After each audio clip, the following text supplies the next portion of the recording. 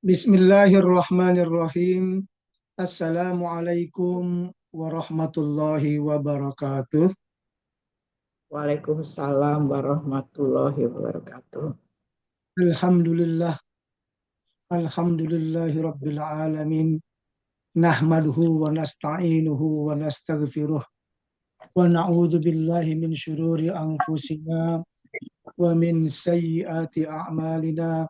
Wa may yahdihillahu fala mudhillalah wa may yudlil fala hadiyalah.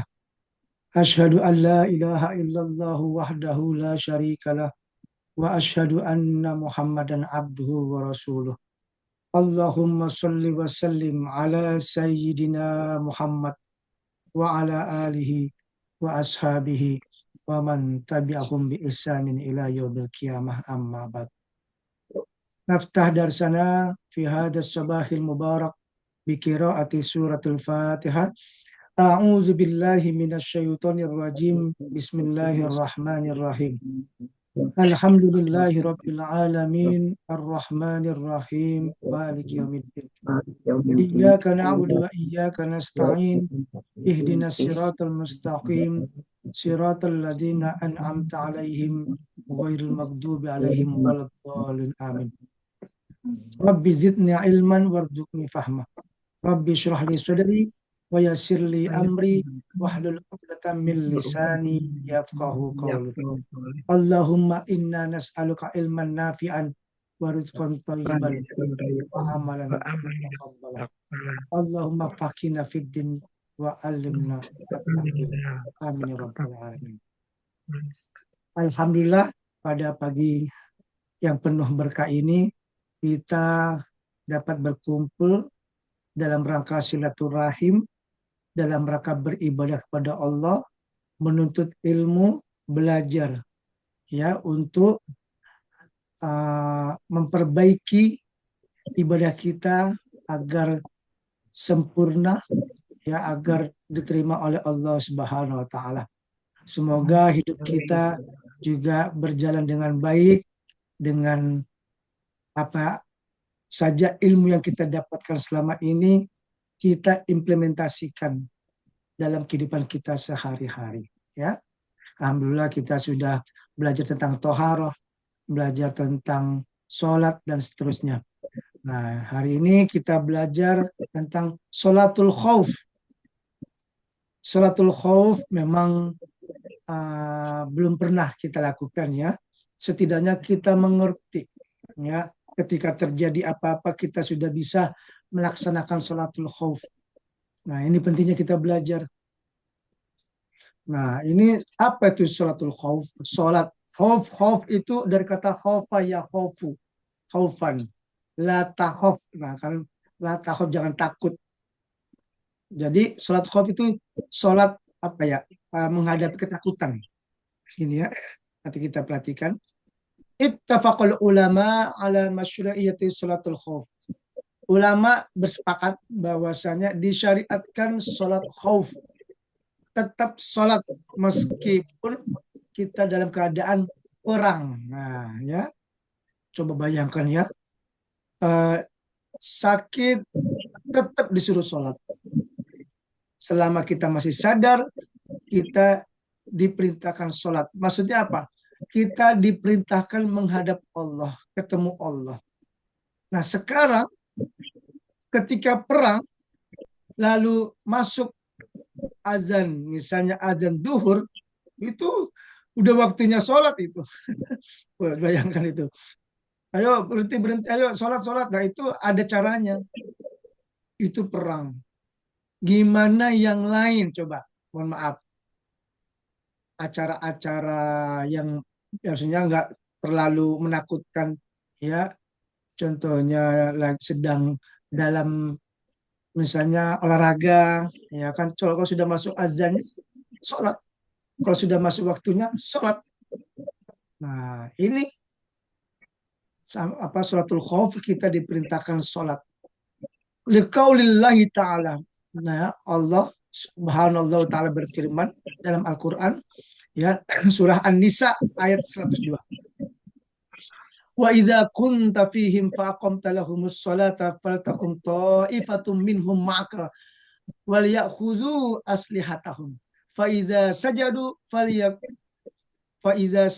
falyakunu min waraikum wal ta'ti ta'ifatun ukhra lam yusallu falyusallu ma'aka wal ya'khudhu hidrahum wa aslihatahum. Wadda alladhina kafaru law taghfuluna an aslihatikum wa amti'atikum fayamiluna alaikum malatan wahidah wala junaha alaikum in kana bikum adam min matarin aw kuntum marda an tadau aslihatakum wa khudu hitrakum innallaha a'addal kafirina azaban muhina. Subhanallah ya. Ini ayat ini betul-betul ya tetap sholat. Nah kita lihat keterjemahannya di halaman 522 ya. Dan apabila engkau Muhammad berada di tengah-tengah mereka, ya, lalu engkau hendak melakukan sholat bersama-sama mereka, maka hendaklah segolongan dari mereka berdiri sholat bersertamu dan menyandang senjata mereka. Jadi gantian. Jadi sistemnya itu ada yang memegang senjata, ada yang sedang sholat. Kemudian apabila mereka yang sholat besertamu sujud telah menyempurnakan satu rakaat, maka hendaklah mereka pindah dari belakangmu untuk menghadapi musuh dan hendaklah datang golongan yang lain yang belum sholat. Ini memang baiknya kalau ada videonya, ini insya Allah nanti suatu saat nanti saya akan share videonya terkait tentang bagaimana sholat khauf. Ya, memang harus ada videonya, ada prakteknya. Ya. Dan hendaklah mereka bersiap siaga dan menyandang senjata mereka. Orang-orang kafir ingin agar kamu lengah terhadap senjatamu dan harta bendamu. Lalu mereka menyerbu kamu sekaligus. Dan tidak mengapa kamu meletakkan senjata-senjatamu. Jika kamu mendapatkan suatu kesusahan karena hujan atau karena sakit, dan bersiap siagalah kamu. Sungguh Allah telah menyediakan azab yang menghinakan bagi orang-orang kafir itu. Nah, jadi kita berpikir ini sholat khauf ini betul-betul tetap dilaksanakan ya meskipun kita dalam keadaan perang. Ya kalau sudah waktunya azan sholat. Ini hebat ya. Di luar akal kalau mohon maaf orang kafir menyerang orang muslimin yang sedang sholat pasti bagaimana? Menang nggak kita? Ya kan lagi sholat terus ada yang tetap perang ya jumlahnya kan nggak banyak. Kita belajar dari perang apa? Perang Badar, betul? Yang jumlahnya hanya 300 kaum muslimin, ya kaum kafir 1000, tapi 300 jumlah yang sedikit bisa mengalahkan jumlah yang banyak. Ya kan? Subhanallah. Itu Allah ya yang memberikan kaum muslimin kemenangan karena Allah melindungi. Nah, kita jangan pesimis. Coba kita perang, disuruh sholat, ya kalah dong kita. Nah kan begitu. Tapi kan Allah yang mengatur semua kan. Itu Allah yang mengatur. Jadi kita tidak perlu takut, tidak perlu khawatir. Ya, tetap tapi ada cara-caranya. Itulah pentingnya kita belajar. Ya kita nggak tahu suatu saat ya, mungkin aja kita bisa perang, misalnya kita diserang, ada cara-caranya. Setidaknya kita tahu ya gitu ya. Bukan berarti kita meninggalkan.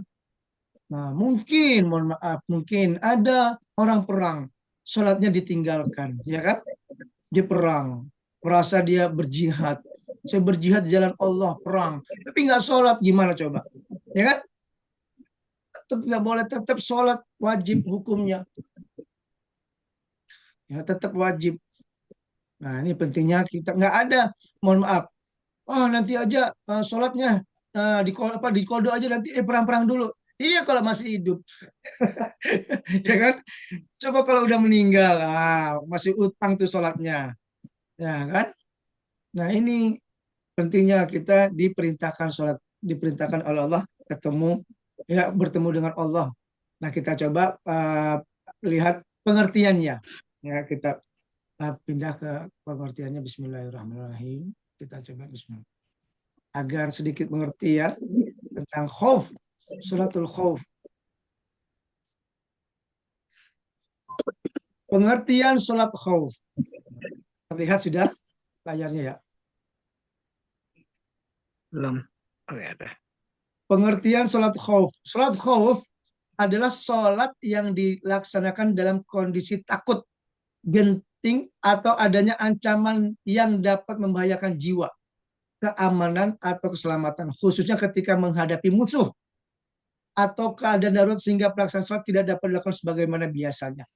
Jadi sholat khauf ini bukan hanya perang saja. Contoh, kita sedang di luar, ya kan? Ini apa? Terjadi hujan lebat, hujan deras. Nah, takut gitu kan? Nah, itu namanya takut. Gempa, banjir, kita takut. Nah, tetap kita disuruh sholat. Itu namanya khauf. Ya, khauf berarti rasa takut atau kekhawatiran terhadap sesuatu yang membahayakan. Dalam istilah fikih, sholat khauf ada tata cara khusus pelaksanaan sholat yang diberikan syariat ketika kondisi tidak memungkinkan pelaksanaan sholat secara normal. Tetapi kewajiban sholat tetap harus ditunaikan. Subhanallah ya. Meskipun gimana kita takut sama apa, tetap disuruh sholat. Ya, misalnya takut ketemu setan, ya apalagi harus sholat. Ya kan, bangun tidur jam berapa, aduh takut mau keluar ke kamar mandi, ya kan, ya orang mau ketemu Allah malah takut ketemu setan, ya kan, nggak perlu takut, harus berani. Orang mau ketemu Allah kan yang menciptakan. Nah, makanya kalau bisa jangan dimatiin lampu luarnya, dihidupin. Karena kita khawatir gitu kan, khawatir lupa naruh mukena digantung ya di luar, waktu keluar langsung teriak-teriak, coba baca ya kan. Nah itu ya, karena memang orang tidur itu nggak sadar, masih belum sadar, masih kurang sempurna, ya kan. Melihat mata itu kayak melihat apa ya, mohon maaf ya, yang ngelihat sesuatu itu kayak berharga gitu, emas gitu, padahal ya. Makanya mata itu kan belum apa ya, belum jernih kita. Itu pentingnya, makanya kalau bangun tidur tuh tenang dulu ya, pikiran, terus berdoa, baru enak minum seger, baru gitu ya. Nah itu nggak apa, kalau bisa sih di luar tuh dinyalakan lampunya, tapi lampu-lampu kecil aja ya, biar hemat. Penting kita hemat juga, hemat listrik. Syariat sholat khauf menunjukkan keseimbangan Islam antara menjaga hubungan dengan Allah, hablum minallah tuh ya, dan menjaga keselamatan jiwa. Itu seluruh semua kejadian-kejadian yang menakutkan itu kan semuanya takdir, ya kan? Allah yang mengatur. Nah, ketika Allah yang mengatur dan itu takdir, nah kita sholat ketemu Allah. Ya, dalam keadaan perang atau ancaman nyata, Islam tidak menggugurkan sholat. Tetap, subhanallah ya. Kita sudah belajar tentang sholat, bagaimana kita sakit, tetap sholat. Ya, sekarang kita dalam keadaan ancaman nih, misalnya kebakaran. Nah, ini kebakaran nih, coba. Kalau kebakaran, itu otomatis bisa nggak? Mohon maaf. Kalau kebakaran bisa nggak kita sholat? Ya kan? Ya nggak mungkin. Tapi kita kan kalau kebakaran, mohon maaf, uh, udah masuk tuh azan, ya otomatis kan kalau kita lagi sholat, ya habis barang-barang kita kebakar semua, ya kan? Nah itu penting, kita jangan sampai, wah kebakaran, kita sholat dulu, ayo sholat dulu. Nggak boleh, tetap sholat. Habis sholat, selesai, habis angus semua barang-barangnya. Ya nggak begitu ya. Jangan sampai kita menyalahartikan, tidak. Tetap waktu kebakaran harus segera dipadamkan apinya. Tetap. Nah, setelah itu baru sholat. Kalau perlu gantian. Kalau misalnya mohon maaf, waktu sholat duhur atau maghrib. Nah, maghrib misalnya nih. Makanya itulah pentingnya kita tuh sholat tepat waktu. Kenapa? Khawatir kalau ketunda-tunda ada kejadian yang di luar dugaan, kita nggak sempat sholat, ya kan? Iya, contohnya nih, maghrib. Ah, Allah Akbar, Allah nanti dulu lah gitu kan. 15 menit gempa, panik dia keluar. Oh, udah. Terus keluar ngobrol dia sama tetangga. Gimana gimana tadi aku gini gini gini. Lupa. Habis itu masuk azan Isya. Ya kan? Lupa nggak sholat. Nah, itu lupa pentingnya kita sholat tepat waktu. Biar apa? Biar awal agar nanti waktu kejadian kita udah tenang, kita udah sholat. Ya. Nah, Misalnya kalau waktu kebakaran, pas azan Allahu Akbar, mau wudhu, kompor ini nyala, lupa nggak matiin kompor. Wah, udah panik, minyaknya udah, wah, mana udah, tolong, tolong, tolong. Ya bukannya minta tolong, tapi langsung segera dipadamkan. Kalau tolong, tolong, tolong, lah akhirnya udah tambah besar. Nah, ini pentingnya kita belajar cara memadamkan api. Ya, itulah semua ada ilmunya. Bagaimana caranya? Ya kita siapkan alatnya, pemadam kebakaran yang kecil, atau bisa kita siapkan handuk atau karung, misalnya karung dimasukin air pelan-pelan. Itu kita kan kalau di sekolah-sekolah kan anak-anak itu diajarkan cara memadamkan api. Ini caranya. Jangan terlalu panik. Ya memang kalau lagi begini sih enak sih ngomongnya. Coba kalau lagi ada apinya, kabur itu. Ya, itulah memang. Nah, tapi saya pernah lihat, mohon maaf, video itu semua ibu-ibu waktu gasnya itu menyala, gas itu LPG itu menyala, tenang dia, hebat. Subhanallah. Tenang begini, tertutup, terus masih keluar apinya, ditutup lagi masih keluar, tapi tenang. Lama-lama memang betul. Memang kita harus tenang memang. Kalau panik udah bawaannya takut, ya. Udah kalau ngelihat api terbakar, apa yang dipikirkan? Udah langsung ngeluarin barang-barang yang berharga. Keluarin, keluarin. Udah berarti kan udah mikirin kebakaran. Dan justru harus dipadamkan. Ya, ini pentingnya kalau kita ada kejadian-kejadian segera kita atasi. Ya, makanya itulah pentingnya kita dalam keadaan sholat. Ya, tetap sholat. Selanjutnya syariat. Ini sebentar. Nah, ya. Syariat selalu menunjukkan keseimbangan Islam. Nah, ini sudah tadi. Oke, lanjut. Dalil Al-Quran tadi ya, sudah ya. Ayat ini merupakan dasar utama di syariat sholat khauf. Hadisnya Rasulullah Shallallahu Alaihi Wasallam pernah melaksanakan sholat bersama para sahabat. Sebagian pasukan sholat bersama beliau dan sebagian lagi berjaga menghadapi musuh. Lalu mereka bergantian. Jadi gantian. Ada yang sholat, ada yang lagi perang. Ya, Ustadz kok emang penting nih belajar begini ya? Ya bukan berarti, mohon maaf, perang itu terjadi yang dulu-dulu saja, tidak. Ya bisa jadi ya, kita nggak tahu ya. Tapi paling tidak kita tahu ilmunya, ya. Kita belajar, oh begini salat khauf. Memang jarang orang-orang belajar tentang salat khauf karena nggak mungkin akan terjadi. Tapi kan salat khauf kan bukan hanya perang, ya kan? Ketika menjadi apa menghadapi ketakutan, nah kita disuruh sholat. Ya, hadis ini menunjukkan bahwa Rasulullah Shallallahu Alaihi Wasallam mempraktikkan langsung sholat khauf ketika menghadapi situasi yang mengandung ancaman. Jadi pada masa Rasulullah, kaum muslimin beberapa kali berada dalam situasi peperangan atau ancaman serangan musuh. Dalam kondisi seperti itu, jika seluruh pasukan sholat bersama, keamanan menjadi lemah. Ya kan? Jika tidak sholat, kewajiban pada Allah terabaikan. Nah, ini jadi khawatir kalau kita nggak belajar sholat khauf, ketika perang sholat bareng. Nah, tetap kita akan di ini, tapi jadi gantian. Ada yang perang, ada yang sholat. Karena itu Allah memberikan mekanisme cara agar sebagian sholat dan sebagian jaga-jaga. Gitu. Lalu gantian. Caranya nih, cara sholat khauf secara umum. Terdapat beberapa bentuk sholat khauf yang dijelaskan dalam hadis. Berikut bentuk yang paling dikenal. Pertama, bergiliran dua kelompok. Memang harus dibagi kelompoknya. Kelompok A, ayo siap-siap, sholat dulu. Kelompok B, jaga-jaga. Nah, itu sudah dibuat strateginya. Jamaah dibagi menjadi dua kelompok. Kelompok pertama sholat bersama imam. Kelompok kedua berjaga-jaga. Contoh sholat duhur. Putaran pertama, imam dan kelompok pertama sholat satu rakaat. Lalu mundur. Setelah itu kelompok pertama mundur berjaga. Gantian. Jadi yang di depan sholat, yang di belakang jaga-jagain, siap-siap. Gitu ya. Yang kedua, kelompok kedua datang, imam melanjutkan rokat berikutnya bersama kelompok dua. Setelah salam, masing-masing menyempurnakan rokat yang belum dikerjakan seperti sholat masbuk.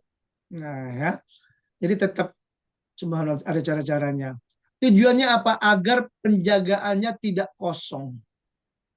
Bentuk sholat bagi saat bahaya niat. Jadi tetap ada yang jaga. Nah, coba kalau seandainya itu yang ditembak itu yang sholat, bagaimana coba? Nah, itu kan fisabilillah.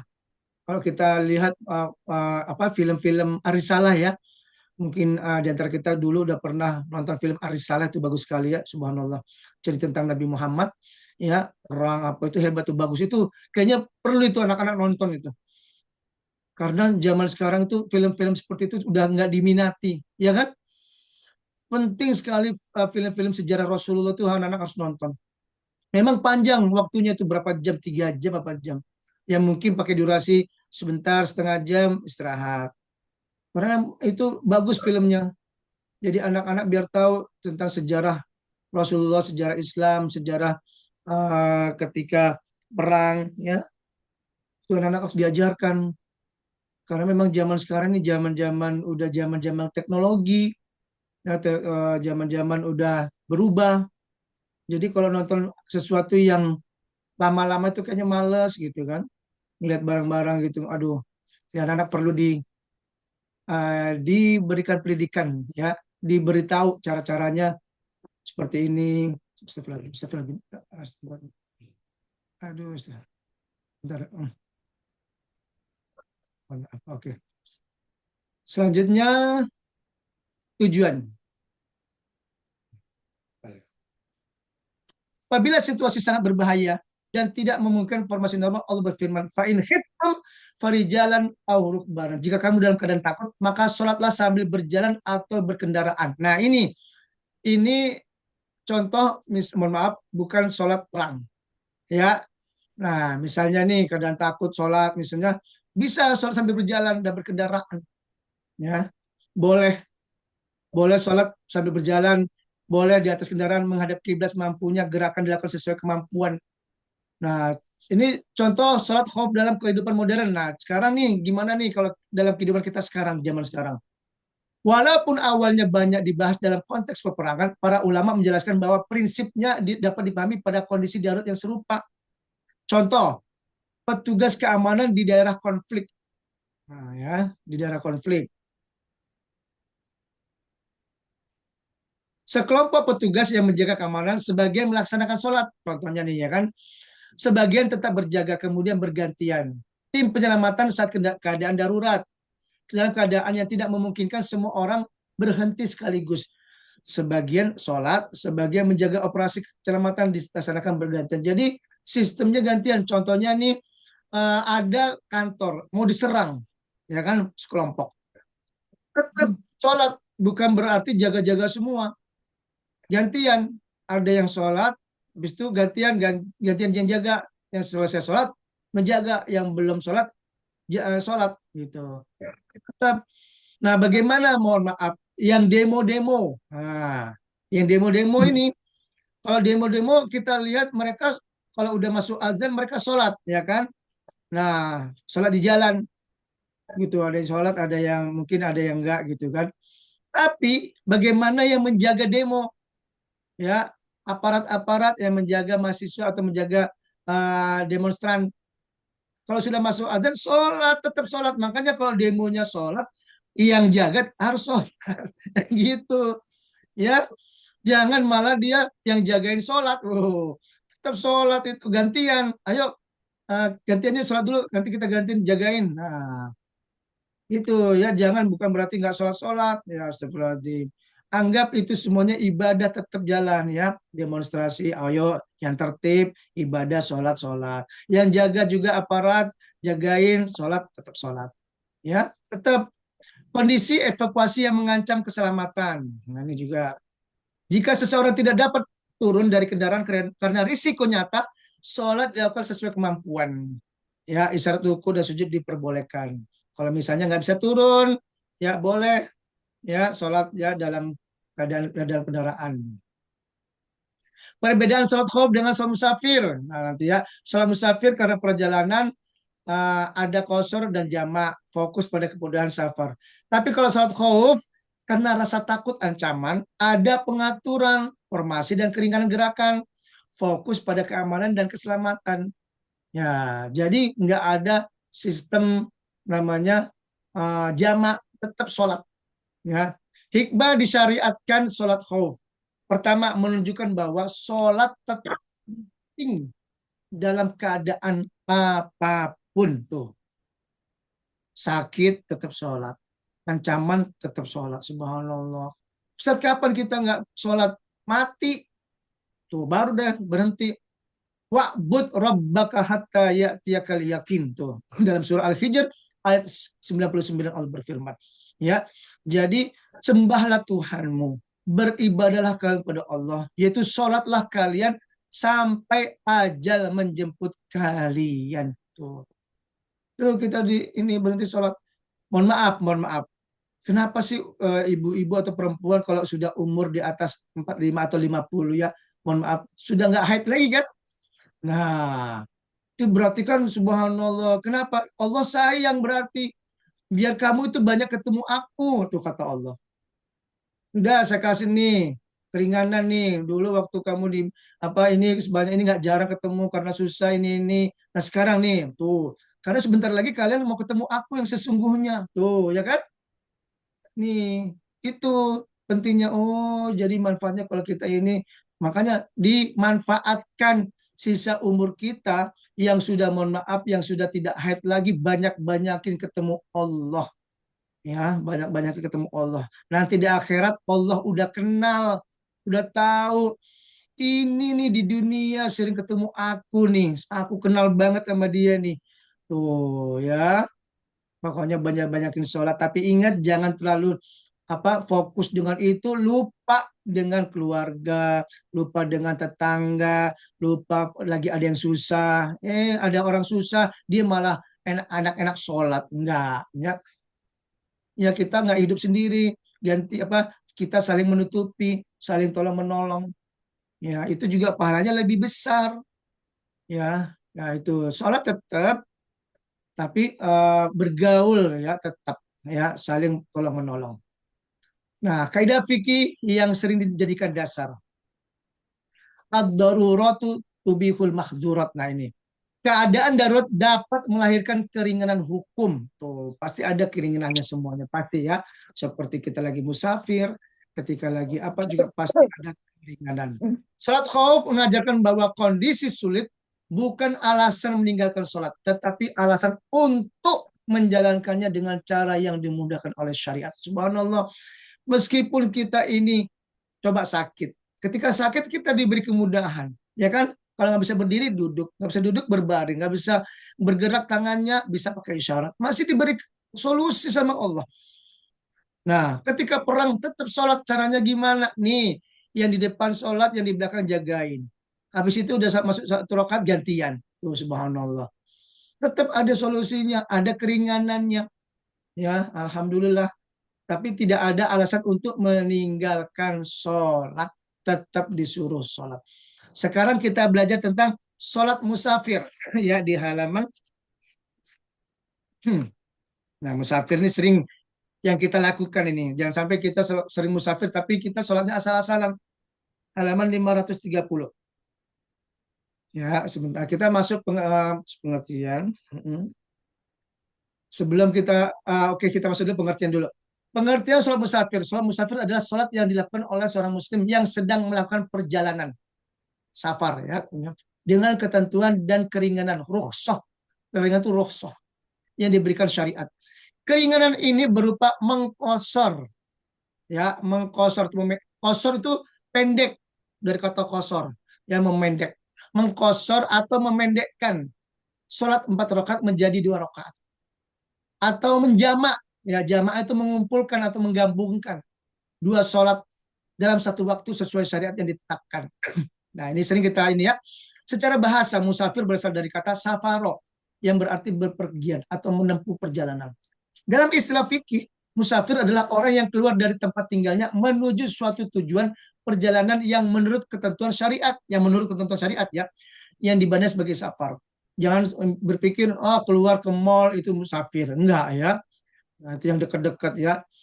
Konsep sholat musafir nah, menunjukkan bahwa Islam adalah agama yang memperhatikan kondisi manusia. Subhanallah. Memang Islam itu betul-betul memudahkan.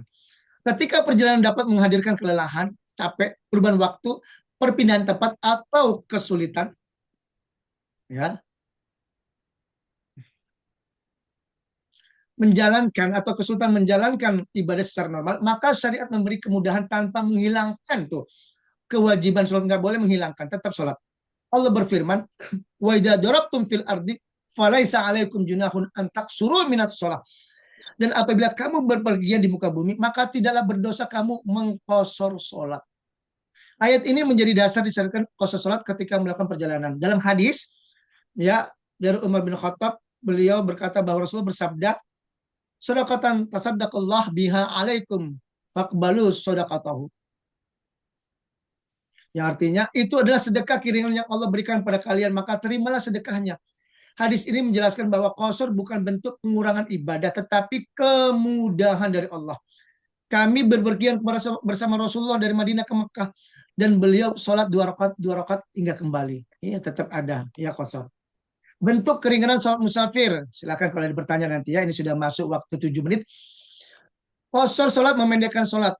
Qasar adalah memendekkan sholat yang asalnya 4 rakaat menjadi 2 rakaat. Ya, yang bisa dikosor apa? Zuhur, asar ya. Ini lalu 2 rakaat yang biasa isya 2 rakaat. Maghrib nggak bisa ya. Kalau maghrib 3 nggak bisa jadi 1,5 ya.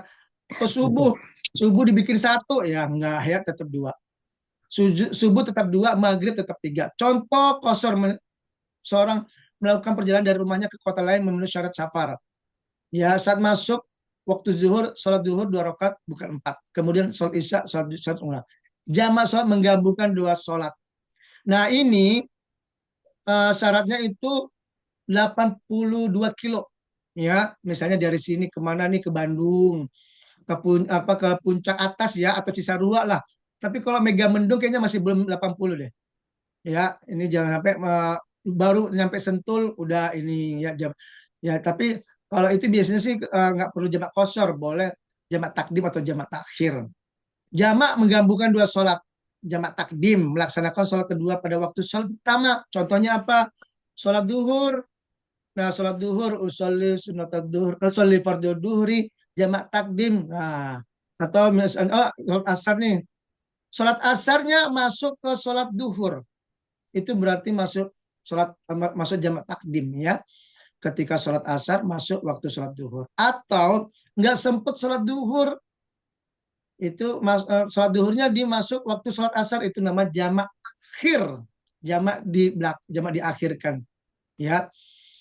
Urutannya duhur dulu lalu asar, itu kalau maksudnya kalau sholat duhur dulu. Tapi kalau sholat asar tetap sholat asar dulu baru sholat duhur ya. Ini belum kita bahas yang di buku nih, ini baru pengertian saja dulu. Menunda zuhur lalu dikerjakan bersama asar pada waktu asar. Nah, tadi ya, jadi kita sholat ya, pasangan sholat yang berjamaah. Subuh tidak dijamak, ya karena subuh kan jauh. Jangan sampai nih sholat subuh ngejamak, duhur, asar dijamak semua sampai isya. Ampun dah, 1 hari dijamak semua. Nggak begitu ya. Subuh tetap sholat 2 rakaat. Ya misalnya dalam perjalanan di pesawat, ya tetap kita sholat di pesawat ya, nah ngikutin Allah sholat ya, tetap wudhu. Nah itulah pentingnya kita bawa air, tapi memang biasanya di pesawat tuh nggak boleh bawa air ya, saya dengar-dengar itu. Dulu saya nggak boleh bawa air, takut kata ya. Jadi contoh praktis sholat musafir, seseorang berangkat jam 10 pagi masuk zuhur saat masih perjalanan. Nah ini contohnya ya. Lalu waktu masuk zuhur, zuhur 2 rakaat, asar 2 rakaat. Nah, ketika misalnya masuk Bandung nih, udah lewat 82 kilo, sholat langsung. Sholat duhur dulu, 2 rakaat, lalu lanjut sholat asar 2 rakaat. Ya, perjalanan jauh dan tiba malam, contohnya maghrib, maghrib dulu 3 rakaat, baru isya 2 rakaat. Jadi ketentuannya, ulama berbeda rincian dalam menentukan batas safar. Ini batasnya nih. Tetapi secara umum dibahas berdasarkan adanya perjalanan yang secara kebiasaan di padang safar. Ya.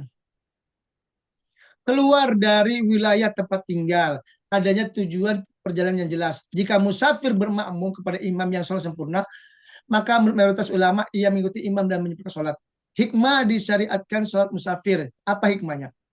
Menunjukkan kasih sayang Allah pada hambanya. Allah itu subhanallah sayang sekali sama kita. Ya, Allah tahu ya kondisi kita. Contoh nih, kita ini pulang maghrib misalnya nih. Sampai rumah ya kemungkinan bisa jam 10, jam 11. Boleh nggak Ustadz kita ini sholat maghrib, terus langsung sholat isya, jamak takdim? Boleh, ya. Kenapa kok? Kan kita nanti sampai rumah bisa sholat isya. Oke, tapi dijamin nggak sampai rumah kamu sholat, ya kan? Satu. Pasti kecapean, ya kan? Pasti kecapean. Takut sampai rumah ngantuk. Kalau udah ngantuk, dipaksain sholat isya, yakin nggak khusyuk, ya kan? Yakin nggak khusyuk. Allah sayang sama kita, diberi kasih kesempatan, udah langsung sholat. Tuh. Itu syukur-syukur kalau kita nyampe rumah. Nauzubillah kalau di tengah jalan. Nah, misalnya nih di tengah jalan, mohon maaf, kecelakaan, ya kan? Sempat nggak kita sholat isya kalau lagi kecelakaan? Masuk rumah sakit, ya kan? Dirawat, ya nggak sempat kita sholat isya. Tapi alhamdulillah kita diberi keringanan oleh Allah. Sholat isya biar tenang, ya. Nih, sama dengan duhur asar. Sholat duhur kita berangkat, nanti kita nyampe asar kok jam 4 sholatnya di sana. Boleh kita sholat jamak takdim asar, boleh. Ya dikhawatirkan nanti sampai rumah kecapean, lupa misalnya keenakan ngobrol, lupa ya itu ya diperbolehkan sholat dulu. Ya kain ya menjaga kesinambungan ibadah saat bepergian tuh dijaga. Menghilangkan kesulitan tanpa menghilangkan kewajiban tuh. Jadi kesulitan-kesulitan itu hilang. Jadi kewajiban tetap berjalan. Menanamkan bahwa ketaatan tetap dijaga dalam kondisi apapun. Subhanallah. Kita tetap tak kepada Allah meskipun dalam keadaan apapun. Nah, contohnya nih dalam keadaan gempa. Oh, takut kita disuruh sholat. Kaidah fikih yang sering jadi dasar adalah kesulitan menghadirkan kemudahan. Al-masyaqqatu tajlibut taisir tuh. Kesulitan menghadirkan kemudahan. Dan kemudian sholat musafir bukan keringanan untuk meninggalkan sholat, tetapi kemudahan. Agar sholat tetap terjaga selama perjalanan. Ya, ini alhamdulillah kita sudah selesai. Tapi insya Allah kan depan tetap kita pelajari sholat dalam perjalanan ya di buku ini. Nah, tidak lama lagi insya Allah bukunya selesai. Ya mudah-mudahan kita lanjut di jilid kedua. Nanti masih ada hukum menjamak sholat sholat dalam perjalanan, doa dalam perjalanan penting. Nah, kita ini harus banyak berdoa nih. Ya, berdoa. Ini ada doanya. Alhamdulillah. Insya Allah kita selalu dalam keadaan sehat walafiat, senantiasa dalam lindungan Allah SWT, sehingga kita dapat beribadah kepada Allah dengan sebaik-baiknya. Amin. Amin. Rabbal alamin. Ayya binal hakati bikrati hamdan. Alhamdulillahirabbil alamin. Alhamdulillahirabbil alamin. Kafaratul majlis subhanakallahumma wa bihamdika Wa asyhadu bihamdika an la asyhadu an la ilaha illa astaghfiruka anta wa atubu astaghfiruka wa ilaik. atubu ilaik. Jazakumullahu khairan katsiran wa minkum. Assalamualaikum warahmatullahi wabarakatuh. Waalaikumsalam Waalaikumsalam warahmatullahi wabarakatuh. warahmatullahi Jazakallahu khairan wabarakatuh. katsiran. Assalamualaikum Jazakallahu warahmatullahi khairan. wabarakatuh.